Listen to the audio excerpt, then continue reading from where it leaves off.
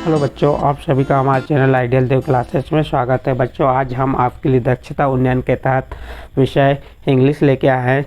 जो विषय इंग्लिश जो वर्कबुक है ये किसके लिए है? ग्रेड 6 से 8। ग्रेड 6 से 8 मीन्स कक्षा 6 से 8 एंड 6, 7 और 8 की जो कक्षाएँ रहेंगी इसमें। और सीज़न कौन सा है? 2022-23। सीज़न 2022-23 का अर्थ हुआ सत्र 2022-23। और यह पुस्तक किसके द्वारा बनाई गई है? यह पुस्तक मध्य प्रदेश राज्य शिक्षा केंद्र भोपाल द्वारा बनाई गई है। और हम जो आपको वर्कशीट बताने जा रहे हैं ये किस स्तर की हैं? तो इनका स्तर रहेगा 3 से 5, यानी ग्रेड 3 से 5। और समूह कौन सा रहेगा? तरुण समूह। जो आपको वर्कशीट हम समझा रहे हैं इस वीडियो में, तो ये किस समूह की वर्कशीट है? तरुण समूह की वर्कशीट है। तो चलिए देखते हैं हमारी वर्कशीट कौन सी आती है। वर्कशीट 23 है। कौन सी वर्कशीट करेंगे हम? 23 वर्कशीट, जो 9 अध्याय के अंतर्गत आता है। और इसमें दिया एनिमल एंड दीज होम्स, जानवर और उनके रहने के स्थान। इस वर्कशीट में हम क्या पढ़ेंगे? Animals and their these homes, यानी कि जानवर और उनके रहने के स्थान के बारे में हम पढ़ेंगे। तो देखिए गतिविधि का नाम क्या है?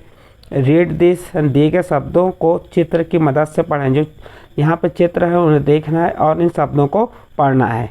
चलिए देखते हैं सबसे पहले क्या दिया हुआ है। पहला चित्र है, ये चित्र दिख रहा है पक्षी का। पक्षी है तो इसे इंग्लिश में क्या कहते हैं? बर्ड।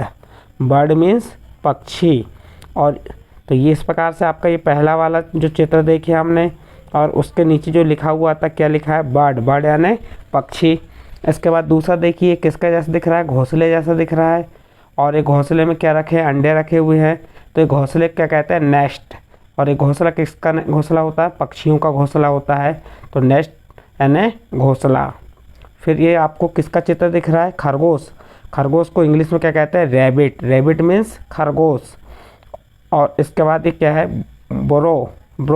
ब्रो यानी होता है जो खरगोश के रहने का जो स्थान होता है वो क्या कहलाता है? ब्रो कहलाता है। तो ये आपके किसका? खरगोश के रहने का स्थान हो गया। फिर यहाँ देखिए डॉग। डॉग मीन्स ये किसका चित्र दिख रहा है? कुत्ते का। और यहाँ क्या लिखा हुआ है? डॉग। डॉग मीन्स कुत्ता। और केनल, ये केनल क्या है? ये एक मकान है, रहने का स्थान है। किसके रहने का स्थान है? ये कुत्ते के रहने का स्थान है, केनल। उसके बाद अगला देखिए यहाँ पे क्या दिया? हॉर्स।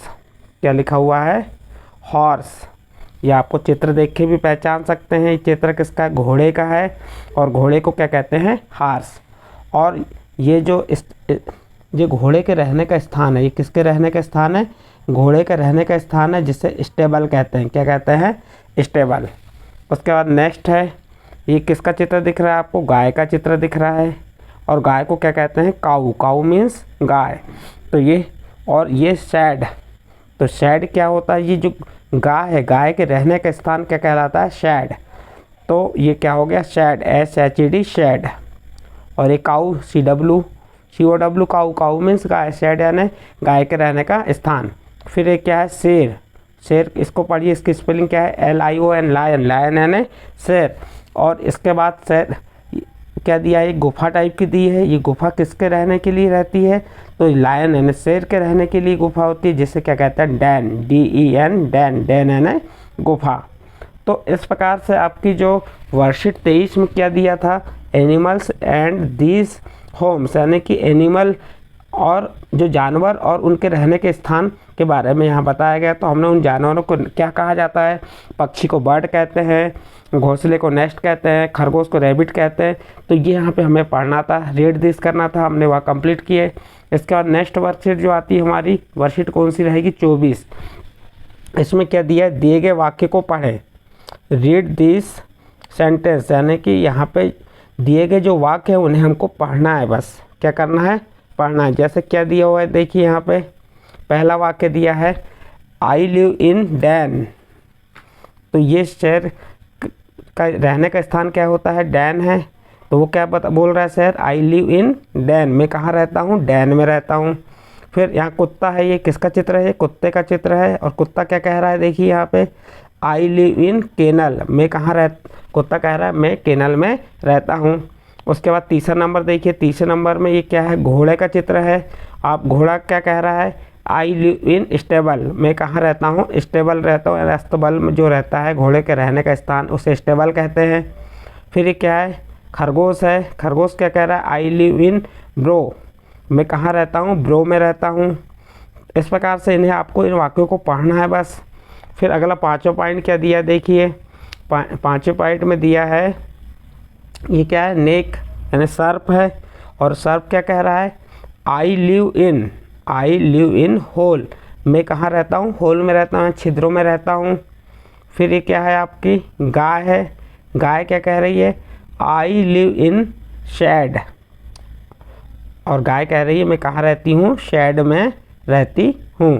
फिर ये पक्षी देखिए, पक्षी क्या कह रहा है, ये पक्षी का चित्र दिख रहा है आपको, ये पक्षी क्या कह रहा है, आई लिव इन नेस्ट, मैं कहाँ रहता हूँ, नेस्ट में यानी घोंसले में रहता हूँ। तो यहाँ पे ये बताया गया है कि आप जैसे आपको अपना परिचय देना है कि आप कहाँ रहते हैं, तो आई लिव इन मुंबई बता सकते हो, आई लिव इन आमला बता सकते हो, आई लिव इन भोपाल बता सकते हो, आप जहाँ रहते हैं वो बता सकते हैं, या आई लिव इन होम, मैं कहाँ रहता हूँ, अपने घर में। तो इस प्रकार से आपकी जो वर्कशीट 24 के जो क्या था, दिए गए वाक्यों को पढ़ें, तो हमने उन वाक्यों को पढ़ के यहाँ बता दिया आपको।